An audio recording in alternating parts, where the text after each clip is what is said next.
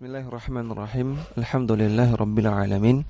Hamdan katsiran thayyiban mubarakan fih kama yuhibbu rabbuna wa yarda. Shalatu wassalamu ala nabiyyina Muhammadin wa ala alihi wa sahbihi ajma'in, amma ba'd. Kembali kita membaca kitab Sittatu Mawadhi'a minas Sirah karya Syekh Muhammad bin Abdul Wahhab rahimahullah dengan syarah atau penjelasan dari Syekh Shalih bin Fauzan Al-Fauzan hafizahullahu taala. Penulis mengatakan al-mawdi'us sadisu, peristiwa ke-6, qissatur riddati ba'da mautin Nabi sallallahu alaihi wasallam, yaitu tentang kisah murtadnya sekelompok orang setelah wafatnya Rasulullah sallallahu alaihi wasallam. Faman sami'aha la yabqa fi qalbihi mithqalu dzarratin min syubhati syayatini alladzina yusammuna al-ulama'a. Siapa yang mendengar kisah ini, maka tidak akan tersisa dalam hatinya walaupun sebesar biji sawi berupa syubhat dari setan yang dilabeli oleh orang-orang sebagai ulama. Artinya setan dari kalangan manusia yang suka memberikan syubhat.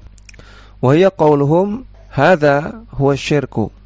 Yaitu mereka mengatakan bahwasanya perbuatan murtad, perbuatan riddah yang dilakukan oleh sebagian orang ketika itu adalah kesyirikan yang mengeluarkan dari Islam. Lakin yaquluna la ilaha illallah wa man qalaha la yakfuru bi syai'in. Padahal orang-orang tersebut mengucapkan la ilaha illallah, dan menurut mereka para ulama-ulama musyrikin, para penyembah kubur, bahwasanya siapa yang mengucapkan la ilaha illallah tidak mungkin bisa kafir. Dia berkata mereka kontradiktif. Mereka mengatakan orang yang mengucapkan la ilaha illallah maka pasti masuk surga, tidak akan kafir. Walaupun nyembah kuburan, walaupun minta kepada kuburan, walaupun minta kepada pohon keramat atau lain-lain. Tapi di sisi lain mereka mengatakan orang-orang yang murtad setelah Nabi wafat, dia kafir. Padahal orang-orang ini sebelumnya sudah mengucapkan la ilaha illallah. Maka ini menunjukkan batilnya keyakinan mereka bahwasanya orang yang mengucapkan la ilaha illallah pasti akan masuk surga walaupun dia melakukan syirik akbar atau kufur akbar. Ini keyakinan yang tidak benar. Orang yang mengucapkan la ilaha illallah bisa keluar dari Islam kalau dia melakukan pembatal-pembatal keislaman. Di antaranya menyembah kuburan, di antaranya berdoa kepada kuburan, minta kepada orang mati atau semisalnya. Syekh Shalih Al-Fauzan mengatakan, yaqulu ulama'ud dhalali ibadatul quburi wa dzabhu laha wan nadharu laha laysa minasyirki. Para ulama-ulama sesat mengatakan beribadah kepada kuburan, menyembelih untuk kuburan, bernazar kepada kuburan bukanlah kesyirikan. Madama annahu yaqulu la ilaha illallah, selama orangnya mengatakan la ilaha illallah, fahadzal umuru la tadurruhu. Perbuatan-perbuatan mereka tadi, nyembah kubur, menyembelih untuk kubur, memberikan sesajen pada kuburan, itu tidak akan membahayakan mereka. Ini pernyataan dari ulama sesat. Maka kata Syekh Shalih Fauzan, hadza tanaqudun. Ini adalah pernyataan yang kontradiktif. Kaifa yaqulu la ilaha illallah wa yad'u ghairallahi? Bagaimana mungkin ada orang mengucapkan la ilaha illallah namun dia kok berdoa kepada selain Allah? Idzan ma ma'na la ilaha illallah? Kalau demikian, apa makna dari la ilaha illallah? Karena la ilaha illallah itu maknanya tidak ada sesembahan yang berhak disembah kecuali Allah. Atau dengan kata lain tidak boleh memberikan segala bentuk ibadah kepada selain Allah. Maka orang yang mengucapkan la ilaha illallah tapi dia beribadah kepada selain Allah, berdoa kepada selain Allah, seolah-olah ucapan la ilaha illallah yang dia lakukan, yang diucapkan itu tidak ada maknanya. La ilaha illallah laysat mujarrada qaulin yuqalu bil lisani. Ucapan la ilaha illallah itu bukan sekedar ucapan yang hanya diucapkan oleh lisan. Bal labudda ayyakuna qawlan wa ma'ahu amalun. Namun harus berupa perkataan yang disertai dengan amalan. Lianna la ilaha illallah kalimatun 'azimatun laha ma'nan wa laha muqtadan. Karena kalimat la ilaha illallah itu kalimat yang agung yang memiliki makna dan memiliki konsekuensi. Wa muqtadaha, dan konsekuensinya adalah ayukhlisal mar'u al-ibadata lillahi azza wa jalla. Orang yang mengucapkan la ilaha illallah, konsekuensinya dia harus mengikhlaskan semua bentuk ibadah hanya kepada Allah azza wa jalla. Wa ayatruka ibadata ghairillahi, dan dia harus meninggalkan semua bentuk peribadahan kepada selain Allah. Falladhi yaquluha wa lam yatruk ibadata ghairillahi la tanfa'uhu kalimatu la ilaha illallah. Maka orang yang mengucapkannya namun dia tidak meninggalkan ibadah kepada selain Allah, maka ucapan la ilaha illallah yang dia ucapkan tidak bermanfaat. Kama yaquluna, sebagaimana keyakinannya ulama-ulama sesat tadi. Wa rubbama yastadilluna bil mutasyabihi minan nususi. Dan terkadang ulama-ulama sesat ini mereka berdalil dengan nas-nas atau dalil-dalil yang mutasyabih, yang samar maknanya. Mithlu qaulihi sallallahu alaihi wasallam fi haditsil bitaqati allati fiha la ilaha illallah. Contohnya hadis bitaqah. Itu hadis yang Nabi ceritakan ada orang di hari kiamat yang dia punya catatan amalan keburukan sebanyak 99 lembaran. Yang satu lembarnya sejauh mata memandang. Artinya orang ini keburukannya banyak, dosanya banyak. Namun di sisi lain dia punya kebaikan berupa satu bitaqah, satu kartu kecil. Yang ternyata kebaikannya hanya satu, yaitu ucapan la ilaha illallah. Yang dia ucapkan dengan benar, dengan jujur. Artinya dia tidak melakukan kesyirikan sama sekali. Maka wa annaha tathqulu bisayyiati. Ternyata bitaqah ini, kartu ini lebih berat daripada semua keburukan-keburukannya ketika ditimbang. Wa anna sahibaha yadkhulul jannata. Dan ternyata orangnya tadi yang dia punya catatan amalan keburukan banyak sekali, ternyata dia masuk ke surga. Gara-gara la ilaha illallah. Gara-gara ucapan la ilaha illallah. Hadza haditsun 'anir Rasul sallallahu alaihi wasallam. Ini memang benar hadisnya sahih dari Nabi sallallahu alaihi wasallam.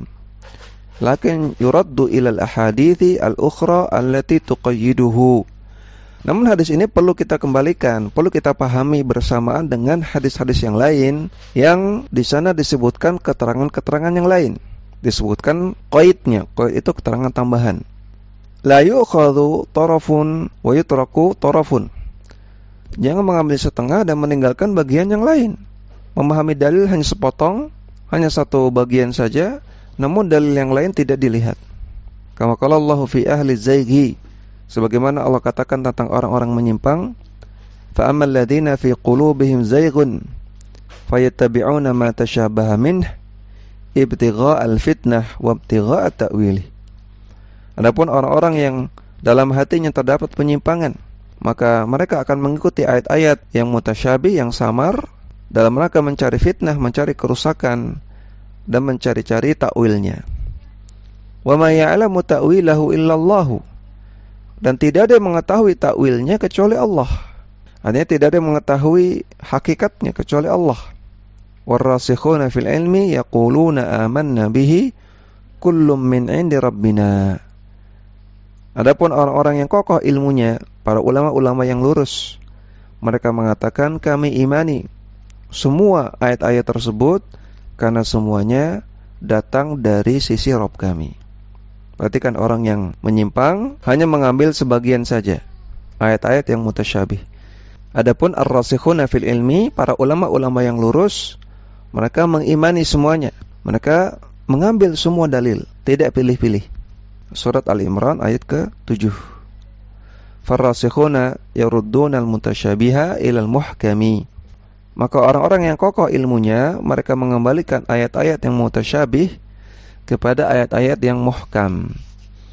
Mutasyabih artinya samar maknanya, muhkam artinya jelas maknanya. Wal ahaditsul lati zahiruha anna la ilaha illallah takfi man qalaha. Maka hadis-hadis yang secara zahirnya mengatakan bahwasanya ucapan la ilaha illallah ini sudah mencukupi orang yang mengatakannya. Turaddu ilal ahaditsil lati fiha anna la ilaha illallah la budda laha min quyudin. Hadis-hadis tersebut perlu dikembalikan, perlu dipahami bersama dengan hadis-hadis yang lain yang di dalamnya terdapat penjelasan bahwasanya ucapan la ilaha illallah itu ada quyudnya, ada syarat-syaratnya. Tidak semua orang yang mengucapkan la ilaha illallah itu masuk surga, ada syaratnya. Mithlu qaulihi sallallahu alaihi wasallam, contohnya sabda Nabi sallallahu alaihi wasallam, man qala la ilaha illallah wa kafara bima yu'badu min dunillahi. Siapa yang mengucapkan la ilaha illallah dan dia mengkufuri, meninggalkan semua yang disembah selain Allah, nah, baru orang seperti ini dakhalal jannah, masuk surga. Hadisnya sahih riwayat Muslim. Jadi ada syaratnya. Dia mengucapkan la ilaha illallah dan dia meninggalkan semua bentuk penyembahan kepada selain Allah. Tidak sekedar mengucapkan. Walladzi yad'u ashabal quburi lam yakfur bima yu'badu min dunillahi.